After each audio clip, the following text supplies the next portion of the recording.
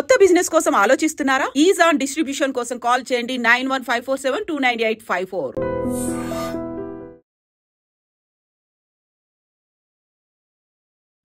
మగవాళ్ళలో శీఘ్రస్ఖలనం problem ఎందుకు వస్తుంది, దాన్ని ఎలా ట్రీట్ చేయాలి? First video.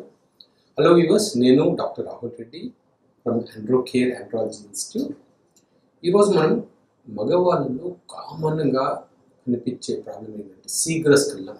దీన్ని ఇంగ్లీష్లో ప్రీమెచ్యూర్ ఎజాక్యులేషన్ అంటే కలిసినప్పుడు స్పెర్మ్ తొందరగా వీర్యం అనేది తొందరగా రిలీజ్ అయ్యే ప్రాబ్లమ్ని శీఘ్రస్ఖలనం అంటారు.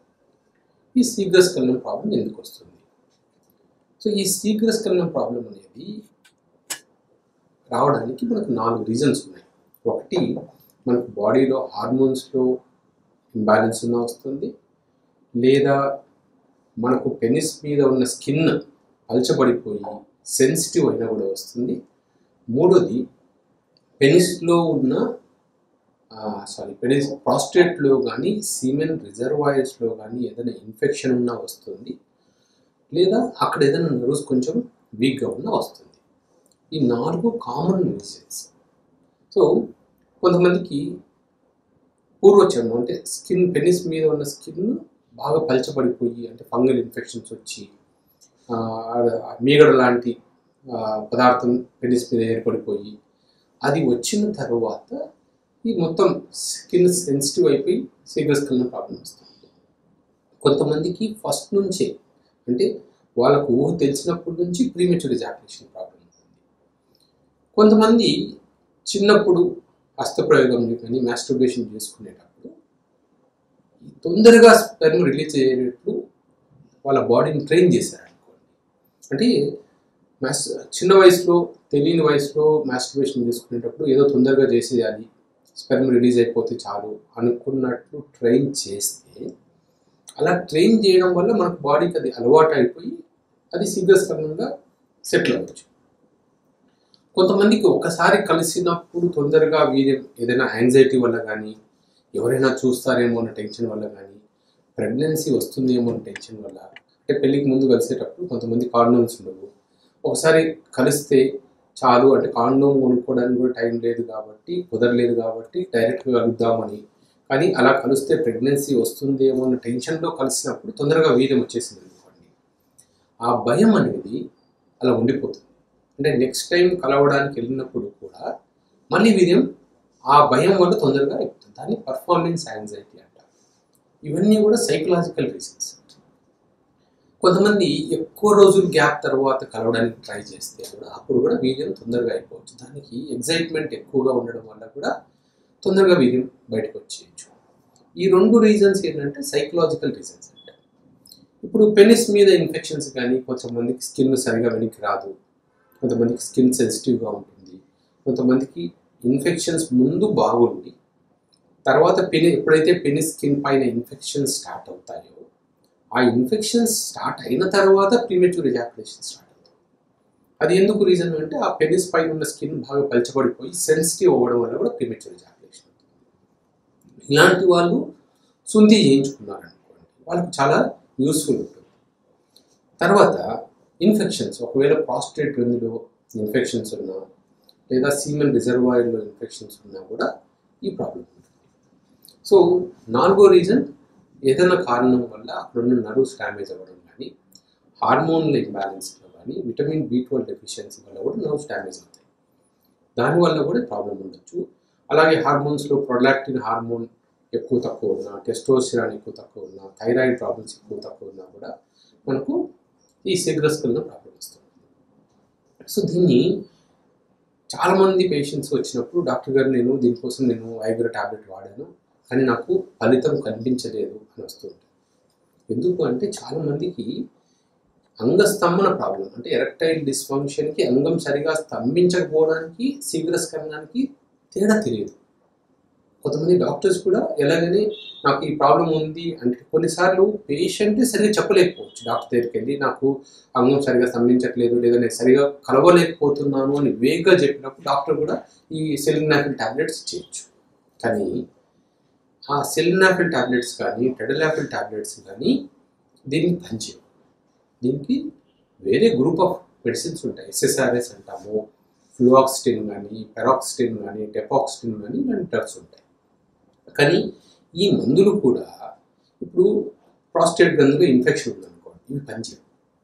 మనం ఎప్పుడైతే ప్రాస్టేట్ గ్రంథిలో ఇన్ఫెక్షన్ని ట్రీట్ చేస్తామో అప్పుడు అవే మందులు మళ్ళీ పనిచేస్తాయి. సో అందుకని ఆ ప్రీమెచ్యూర్ ఎజాక్యులేషన్కి మనకు మార్కెట్లో కానీ ఇప్పుడు మనకు సైన్స్ పరంగా అవైలబుల్ ఉన్న మెడికేషన్స్ ఒక 3-4 కానీ ఎవాల్యుయేషన్ ముఖ్యం. మనం రూట్ కాజ్ని ట్రీట్ చేయకుండా మనం ఎంత చేసినా కూడా అది పనిచేయదు. అలాగే కొంతమంది ఆ క్రీమ్స్ పెనిస్ ముందర డిలే స్ప్రేస్ కానీ క్రీమ్స్ కానీ వాడి ట్రై చేస్తుంటారు. అది కూడా కొంతమందికే పనిచేస్తుంది. అంటే ఆ పెనిస్ ముందర టిప్ సెన్సిటివ్గా ఉన్న వాళ్ళకు అది పనిచేస్తుంది. కొంతమందికి లూబ్రికేషన్ లేకపోవడం వల్ల కూడా ఈ పని, అంటే ఇంటర్కోర్స్ టైంలో లూబ్రికేషన్ లేకపోవడం వల్ల కూడా ఈ ప్రాబ్లం రావచ్చు. అప్పుడు వాళ్ళకి ఏంటంటే కేవలం lubricant, simple lubricant, water based lubricants వాడినా కూడా వాళ్ళకు ఫలితం కనిపించవచ్చు. సో ఈ శీఘ్రస్ఖలనం ప్రాబ్లం అనేది ఒకసారి వస్తే డిప్రెసింగ్గా ఉంటుంది. ఎందుకంటే కొంతమందికి కలవాలన్నా ధైర్యం సరిపోదు. ఇప్పుడు ఒకవేళ నేను కలిసినా కూడా నా పార్ట్నర్ ఏమనుకుంటుందో, తొందరగా వీర్యం రిలీజ్ అయిపోతే అని భయపడిపోయి చాలామంది అసలు కలవకుండా పోస్ట్పోన్ చేస్తుంటారు. ఒకవేళ ఆపర్చునిటీ వచ్చినా కూడా, కలవాల్సిన ఆపర్చునిటీ, వాళ్ళు కలవకుండా ఏదో రీజన్తో తప్పించుకుంటూ ఉంటారు. కానీ గుర్తుపెట్టుకోవాల్సింది ఏంటంటే ఇది చాలా సింపుల్ విషయం, ఈజీగా ట్రీట్ చేయొచ్చు. ప్రాస్టేట్ ఇన్ఫెక్షన్ లాంటి ప్రాబ్లమ్స్ అయితే కొంచెం టైం పట్టచ్చు. ఇన్ఫెక్షన్ తగ్గడానికి కొంచెం టైం పట్టేంత వరకు రెస్పాన్స్ కనిపించకపోవచ్చు. కానీ ఒకసారి ఆ ఇన్ఫెక్షన్ తగ్గిన తర్వాత మందులు చాలా బాగా పనిచేస్తాయి. సో ఈ ప్రాబ్లం ఉన్న వాళ్ళు అసలు కృంగిపోవడం అవసరం లేదు. కేవలం ఏదో వయాగ్రా లాంటి మందులు వాడినందువల్ల ఫలితం కనిపించకపోతే డాక్టర్ గారు నాకు ఏ మందులు పని చేయవేమో అని భయపడాల్సిన అవసరం లేదు. ఏ ప్రాబ్లం ఉందో చూసుకోండి. పెనిస్ పైన స్కిన్ ఇంతకుముందు నార్మల్గా ఉంది, ఇప్పుడు సెన్సిటివ్ అయిందా, లేదా డయాబెటీస్ వచ్చిన తర్వాత ఇన్ఫెక్షన్స్ వల్ల సెన్సిటివ్ అయిందా, అలాంటి వాళ్ళు లూబ్రికెంట్స్ వాడి చూడండి. లోకల్ లూబ్రికెంట్స్ దొరుకుతాయి, కేవై జెల్లీ, లూబిక్ జెల్, లేదా వాటర్ బేస్డ్ లూబ్రికెంట్స్ చాలా దొరుకుతాయి మార్కెట్లో. అలాంటివి వాడి ట్రై చేయండి. ఫలితం కనిపిస్తే ఓకే. ఒకవేళ లేకపోతే లోకల్ అనెస్థెటిక్ జెల్స్ కూడా ఉంటాయి. లాక్స్ 2% జెల్ కానీ, ఎనీ జెలుకేన్ జెల్లీ కానీ అప్లై చేసినా కూడా కొంచెం వరకు మనకు ఆ సెన్సేషన్ తగ్గించి దానివల్ల కూడా టైమింగ్ ఎక్కువ వచ్చేట్లు చేస్తుంది. సో దీనికి ఖచ్చితంగా ట్రీట్మెంట్ అయితే ఉంది, కంగారు పడిన అవసరం లేదు. మీ దగ్గరలోని యూరాలజిస్ట్ కానీ ఆండ్రాలజిస్ట్ కానీ సంప్రదించి ట్రీట్మెంట్ తీసుకోండి. అంతేగాని ఈ ప్రాబ్లం ఉందని కుంగిపోవడం కానీ, లేదా కొంతమంది పెళ్లి చేసుకోకుండా ఉండిపోవడం కానీ, లేదా అసలు డాక్టర్ దగ్గరికి, అంటే డాక్టర్ దగ్గరికి చెప్పుకోలేని ప్రాబ్లం ఇది, నేను డాక్టర్ దగ్గర కూడా వెళ్ళలేను అనుకోకుండా మొహమాట పడకుండా డాక్టర్ దగ్గరికి వెళ్ళి ట్రీట్మెంట్ తీసుకోండి. క్యూర్ అయిపోయి. పిల్లల కోసం ప్రయత్నిస్తున్నారా? న్యాచురల్గా ప్రెగ్నెన్సీ రావాలి అంటే ఏం చేయాలి? ఇది టాపిక్. హలో వ్యూవర్స్, నేను doctor Rahul Reddy from Androcare andrology institute. ఈ మధ్య కాలంలో చాలామందికి ఇన్ఫర్టిలిటీ ప్రాబ్లం ఎక్కువైపోయింది. ఫర్టిలిటీ సెంటర్స్ చుట్టూ తిరగడము, IUI, IVF ఇలాంటి ట్రీట్మెంట్ చేయించుకోవడము, వాటి కోసం లక్షల్లో ఖర్చు పెట్టడము, ఇది కామన్గా చూస్తున్నాం. ఇలాంటి ప్రాబ్లమ్స్ మనకు అసలు ఎందుకు వచ్చాయి? ఈ ప్రాబ్లం అంటే ఈ ట్రీట్మెంట్స్ కాకుండా న్యాచురల్గా ప్రెగ్నెన్సీ రావాలంటే ఏం చేయాలి? అది ఈ వీడియోలో చెప్తాను. మొట్టమొదటిగా మనం ఆలోచించాల్సింది ఏంటంటే, ప్రెగ్నెన్సీ అనేది న్యాచురల్గా మనం ఏ సహాయం లేకుండానే రావాలి. కానీ మనకు ఇప్పుడు డాక్టర్స్ ట్రీట్మెంట్ తీసుకుంటే తప్ప ప్రెగ్నెన్సీ వచ్చే ఛాన్స్ 50% పీపుల్లో ప్రాబ్లం ఉంది.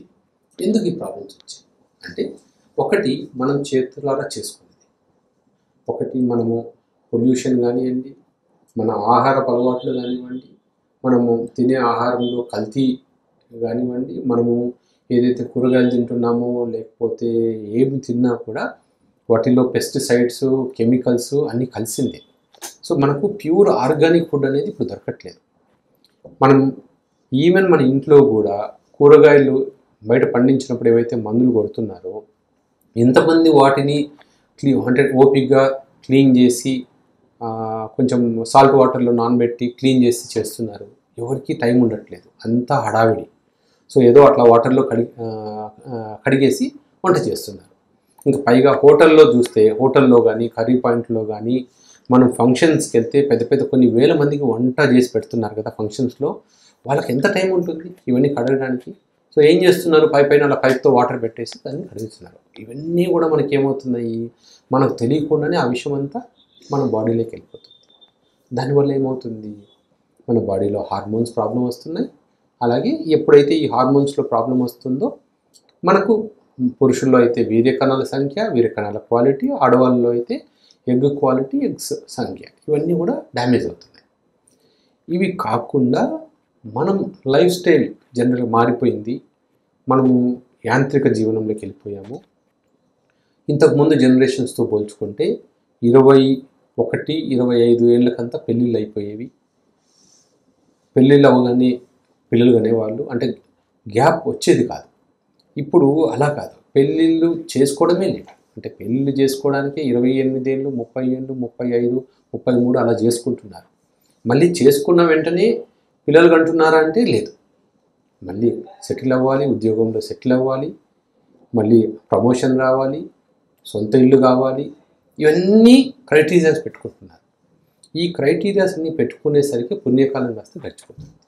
సో మనము మన చేతులారా చేసుకుంటున్నాం. ఇవన్నీ చేసుకొని పోనీ ఏమైనా చేస్తున్నామా అంటే మాలాంటి డాక్టర్లకు, ఐవీఎఫ్ సెంటర్లకి డబ్బులు తగిలేస్తున్నారు. దీంట్లో తప్పేవరిది అనేదే కదా. ఇంతకు ముందులాగా పెళ్ళిళ్ళు 20 ఏళ్ళకు 25 ఏళ్ళకు చేసుకున్నాం అనుకోండి, 21 ఇయర్స్ అంటే 25 ఇయర్స్ టైంలో పెళ్ళిళ్ళు చేశారనుకోండి, మీకు కావాల్సిన టైం తీసుకోవచ్చు. మనం వెస్ట్రన్ కల్చర్తో ఎప్పుడు మనము పోటీ పడకూడదు. కొన్ని విషయాల్లో పోటీ పడాలి, కానీ మన కల్చర్ చాలా స్ట్రాంగ్. ఇప్పుడు మనకు అటు అమ్మాయి తల్లిదండ్రులు కానీ అబ్బాయి తల్లిదండ్రులు కానీ మనతో కలిసి ఉండే ఛాన్స్ ఉంది. ఒకవేళ పిల్లలు పుట్టినా కూడా ఎవరో ఒకరు చూసుకుంటారు. మీరు ఇద్దరు ఆఫీసులకు వెళ్తున్నా కూడా వాళ్ళు చూసుకునే ఛాన్స్ ఉంది. వెస్ట్రన్ పీపుల్కి ఆ ఛాన్స్ లేదు. అందుకని వాళ్ళు సెటిల్ అయిన తర్వాత చేసుకుంటున్నారు. సో ఇక్కడ ఏమవుతుంది, ఇవన్నీ చూసుకొని చేసేసరికి మనకు లేట్ అయిపోతుంది. సో ఒక్క విషయం గుర్తుపెట్టుకోండి, మళ్ళీ పాత రోజులు రావాలి. ఇప్పుడైనా సరే మీ బంధువులు కానీ ఎవరైనా ఉంటే మళ్ళీ మనం 25 ఇయర్స్కి అంతా మనం మ్యారేజ్ అయిపోయేట్టు చూసుకోవాలి. అండ్ 30 ఇయర్స్ వచ్చే లోపలనే అట్లీస్ట్ ఒక్క చైల్డ్ అన్నా, అంటే ఒక్క ప్రెగ్నెన్సీ అన్నా అయిపోవాలి. ఎందుకంటే ఇది కామన్గా చూసేది ఏంటంటే, మేము చూసేసరికి అమ్మాయికి 34, 35 ఉంటుంది. ఆ ఏజ్లో వచ్చి సార్ నా AMH లెవెల్ చాలా తక్కువ ఉంది, న్యాచురల్గా ప్రెగ్నెన్సీ వస్తుందా, ఇంకొక 2 ఏళ్ళు ఆగుతాము, 3 ఏళ్ళు ఆగుతాము అనేవాళ్ళే ఉంటున్నారు. ఆ 2-3 ఏళ్ళలో ఏమవుతాయి, ఉన్న ఎగ్స్ కాస్త అయిపోయి తర్వాత మళ్ళీ IVF సెంటర్లోకి పోతే మీ ఎగ్స్ లేవు, మళ్ళీ మీరు ఎవరో డోనర్ ఎగ్స్ తీసుకోండి, వాళ్ళ ఎగ్స్తో పిల్లలు పట్టిస్తాము, వాళ్ళ ఎగ్స్తో IVF చేస్తాము, వాళ్ళ స్టెమ్తో. ఇవన్నీ ఎందుకు వచ్చింది? ఇవన్నీ మనం చేతులారా చేసుకుంటున్నది. సో ఎవరైనా సరే ఈ వీడియో చూస్తుంటే మనలో మార్పు రావాలి. ఇలా అయిపోతే మన పాపులేషన్ లెవెల్స్ తగ్గిపోతూనే ఉన్నాయి. పిల్లలు అంటే ఇప్పుడు ఆ ఏజ్లో ఏమవుతుంది, 35 ఇయర్స్లో ఒక పిల్లలు కనే ఉత్సాహం కూడా పోతుంది. సో నెక్స్ట్ జనరేషన్లో మళ్ళీ మార్పు రావాలి. పిల్లలకి ఎర్లీ ఏజ్లోనే, అంటే 21, 25, అమ్మాయికి అయితే 21, అబ్బాయికి అయితే 25, ఆ ఏజ్లోనే పెళ్ళిళ్ళు చేయాలి. తొందరగా అట్లీస్ట్ ఫస్ట్ చైల్డ్ అన్న తొందరగా అయ్యేట్లు మనం ప్లాన్ చేసుకోవాలి. తర్వాత దీని గురించి మీరు ఆలోచించుకోండి, ఎంతవరకు అవుతుంది. ఎందుకంటే ఆ ఏజ్కి చాలామందికి చదువు అయిపోతే చేసేసుకోవచ్చు. కానీ ఇప్పుడు ఈ మధ్య ఏంటంటే 30 ఏళ్ళ దాకా చదువుతూనే ఉన్నారు. పర్టికులర్గా మనలాంటి డాక్టర్స్ అయితే MBBS, MS, MCH ఇవన్నీ అయిపోయేసరికి 34 ఏళ్ళు అయిపోతున్నాయి, 32, 34. సో అప్పుడు పెళ్ళిళ్ళు చేసుకోవాలంటే ఎప్పుడు పిల్లలు పుడతారు? అందుకే ఈ మధ్య డాక్టర్లలో కూడా ఈ ఇన్ఫర్టిలిటీ ప్రాబ్లం అనేది చాలా ఉంది. డాక్టర్లు కూడా తిరగాల్సిన పరిస్థితి వచ్చింది ఇన్ఫర్టిలిటీ సెంటర్స్ చుట్టూ. సో ఈ మెయిన్ ప్రాబ్లం ఇది ఒకటి. తర్వాత న్యాచురల్గా మనం ఏం చేయాలి, న్యాచురల్గా ప్రెగ్నెన్సీ రావాలి ఏంటంటే, ఒకటి మన లైఫ్ స్టైల్ని కంప్లీట్గా మార్చుకోవాలి. జంక్ ఫుడ్ అవాయిడ్ చేయండి. ఇంట్లో వండిన ఫుడ్ని ఏది మంచిది కాదు అని చెప్పేది, అన్నీ మంచివి. మీరు ప్రాపర్గా వండుకొని తింటే చాలు.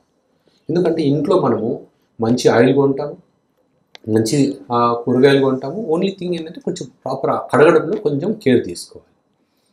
బయట హోటళ్ళలో ఎలాంటి ఆయిల్ వాడతారో మనకు తెలియదు, ఎలాంటి ఫుడ్ ప్రిపేర్ చేస్తారో మనకు తెలియదు, లోపలికి వెళ్తే కానీ మనకు తెలియదు. ఈ మధ్య చూస్తున్నాం కదా, ఫుడ్ సేఫ్టీ అధికారులు ఏ హోటల్కి ఎంతెంత మంచి హోటల్కి వెళ్ళినా కూడా అక్కడ వాళ్ళ ఫోటోలు చూస్తే పేపర్లలో వేస్తున్నారు కదా ఎలా ఉంది అని. పెద్ద పెద్ద స్టార్ హోటల్లో కూడా అవన్నీ అంటే ఫ్రిడ్జ్లో పెట్టి నెలల తరబడి అట్లా ఫ్రిడ్జ్లో ఉన్నవి అవి వండి పెడుతున్నారు. సో అవన్నీ కాకుండా ఫ్రెష్గా ఇంట్లో వండి తినేవి. డాక్టర్ గారు ఏం తింటే బాగుంటుంది, ఏం తినకపోతే కాదు, ఇంట్లో వండినవి ఏదైనా మనము చేసుకొని తినేది ఫ్రెష్గా ఉంటుంది, అది తింటే చాలు. రెండోది రోజుల తరబడి ఫ్రిడ్జ్లో పెట్టేసుకొని తినద్దండి. అంటే ఇది కామన్గా ఇది ఇప్పుడు ఈ సాఫ్ట్వేర్ ఇంజనీర్స్ దాంట్లో ఇద్దరు వర్క్ చేస్తుంటే ఓన్లీ సండే కుక్ చేసేసుకొని అదే సండే కుక్ చేసుకుంటే రోజంతా మిగతా 7 రోజులు తింటున్నారు. దానివల్ల ఏముంటుంది, దాంట్లో ఏముంటాయి, ఏమి ఉండవు, అన్నీ ఓన్లీ ఏమంటారు రీహీట్ చేయడం వల్ల ప్రతిరోజు దాంట్లో ఉన్న విటమిన్స్ అన్నీ పోయి మనకు ఓన్లీ కార్బోహైడ్రేట్స్ తప్ప ఏమీ ఉండవు. అలాగే స్మోకింగ్, ఆల్కహాల్ పురుషుల్లో ఈ మధ్య చాలా కామన్ అయిపోయింది. పైగా ఏమంటున్నారు, నేను ఒకటే సిగరెట్ తాగుతాను డాక్టర్, మా ఫ్రెండ్ 10 సిగరెట్లు తాగుతున్నాడు అయినా పిల్లలు పుడుతున్నారు అంటున్నారు కదా. అంటే ఇప్పుడు సిగరెట్ పెట్టమీదనే ఉంటుంది, సిగరెట్ తాగితే క్యాన్సర్ వస్తుందని. అట్లా అని అందరికీ వస్తుందా, లేదు. కొంతమంది ఒక సిగరెట్ తాగిన వాళ్ళకు కూడా క్యాన్సర్ రావచ్చు, 20 సిగరెట్ తాగిన వాళ్ళకు కూడా ఈరోజు రాకపోవచ్చు, ఏదో రోజు వస్తుంది. సో ఖచ్చితంగా అది దాని మీద ఉంది అంటే దాని మీద ఎంతో రీసెర్చ్ జరిగింది. ఎటువంటి టొబాకో ఉత్పత్తులు కానీ మనకు డేంజరస్, స్పెల్కి మంచిది కాదు. ఆల్కహాల్ వీలైనంత వరకు అవాయిడ్ చేయండి. పర్టికులర్గా ఎక్సర్సైజ్ రోజు అట్లీస్ట్ ఒక ½ అవర్ ఎక్సర్సైజ్ చేయాలి. తర్వాత తొందరగా నిద్రపోండి. 12 గంటల దాకా 1 గంట దాకా మేలుకొని అప్పుడు వరకు టీవీలు చూసుకుంటూ అప్పుడు బెడ్ మీదకి వెళ్తే మీరు నిద్ర ఎప్పుడు వస్తుంది, ఎందుకంటే మీ బ్రెయిన్ యాక్టివేట్ అయి ఉంటుంది. మళ్ళీ నిద్రలోకి వెళ్ళడానికి ఇంకో 1 అవర్. అలా లేట్ అయ్యే కొద్దీ హార్మోన్స్ ఆటోమేటిక్గా తగ్గిపోతాయి. ఎందుకంటే నైట్ టైం నిద్ర అనేది చాలా ఇంపార్టెంట్. మన పూర్వీకులు ఏం చేసేవాళ్ళు, 8 గంటలకి చీకటి పడిందా, ఫుడ్ తిన్నారా, పడుకునేవాళ్ళు. అంటే అప్పట్లో టీవీలు లేవు, మొబైల్ ఫోన్స్ లేవు. కానీ ఇప్పుడు కూడా మన చేతుల్లో ఉంది కదా. పడుకోవాలనుకుంటే అట్లీస్ట్ నేను మరీ 8 o'clock పడుకోమని చెప్పట్లేదు, కానీ 9, 10, 11 కన్నా మీరు పడుకోవాలి కదా. 10 to 5 ఆర్ 10 to 6 అనేది ఐడియల్ టైమ్స్. హార్మోన్ల ఉత్పత్తి బాగుంటుంది. అలాగే విటమిన్ B12, విటమిన్ D అనేవి ఈ మధ్య కాలంలో ఆల్మోస్ట్ 80% పేషెంట్స్లో, అంటే ఈ ఫర్టిలిటీ ప్రాబ్లమ్స్తో ఉన్న వాళ్ళలో చూస్తున్నాం, అటు అమ్మాయిల్లో కానీ అబ్బాయిల్లో కానీ. సో ఇవన్నీ బేసిక్గా ఎవరిని మీరు అడగనవసరం లేదు, డైరెక్ట్గా ల్యాబ్కి వెళ్ళడము, సంవత్సరానికి ఒకసారి విటమిన్ D, B12 చెక్ చేసుకోండి. తక్కువ ఉంటే విటమిన్ D తక్కువ ఉందనుకోండి, ఎండలో నిలబడితే పెరుగుతుంది. విటమిన్ B12 తక్కువ ఉందనుకోండి, నార్మల్గా ఎగ్స్ కానీ ఫిష్ కానీ చికెన్ కానీ తింటే పెరుగుతుంది. కొంతమందికి పెరుగు, పాలల్లో కూడా విటమిన్ B12 ఉంటుంది. ఒకవేళ బాగా తక్కువ ఉందనుకోండి విటమిన్ B12, మీరు నాన్ వెజ్ తింటున్నారు అయినా తక్కువ ఉందనుకోండి, విటమిన్ B12 టాబ్లెట్స్ ఏ మెడికల్ షాప్లో అయినా దొరుకుతాయి, తీసుకుంటే విటమిన్ B12 సరిపోతుంది. ఎందుకంటే ఈ స్పెర్మ్ ప్రొడక్షన్కి ఈ రెండు చాలా ఇంపార్టెంట్. స్పెర్మ్ ప్రొడక్షన్ కానీ ఎగ్ ప్రొడక్షన్ కానీ ఈ జాగ్రత్తలు తీసుకోండి. మీరు పెళ్ళైన వెంటనే ఈ జాగ్రత్తలు తీసుకొని తొందరగా ప్రెగ్నెన్సీకి ప్లాన్ చేస్తే IVF సెంటర్ల చుట్టూ తిరగాల్సిన అవసరం లేదు. ఈ జాగ్రత్తలు చూసుకోండి. Sir, one life lesson what medicine has taught you. Whatever you can do without expecting. But I really believe మన పాజిటివ్ యాటిట్యూడ్ ఉంటేనే మనం ఏదైనా సాధించగలం. గట్ ని మనం కరెక్ట్ గా డీల్ చేసినట్లయితే అది మనకి పాజిటివ్ హార్మోన్స్ ని రిలీజ్ చేస్తుంది. షుగర్ వచ్చిన వాళ్ళ పరిస్థితి ఏంటి? పొట్ట దగ్గర పెరిగితే దాన్ని ఆండ్రాయిడ్ అంటారు, ఆండ్రాయిడ్ ఫోన్ కదా. అసలు థాట్స్ ఎందుకు వస్తాయి? బ్రెయిన్ డెడ్ అంటే దానికి ప్రపంచం అంతా కూడా కొన్ని నిర్దిష్టమైనటువంటి లక్షణాలు. మానసికంగా ధైర్యంగా ఉంటే క్యాన్సర్ జయించవచ్చు. You are a doctor for a cause sir, అంతే. వాళ్ళకి వచ్చిన ఆదాయం కాకుండా ఫ్రీ సర్వీస్ ఎంతమందికో చేస్తారు.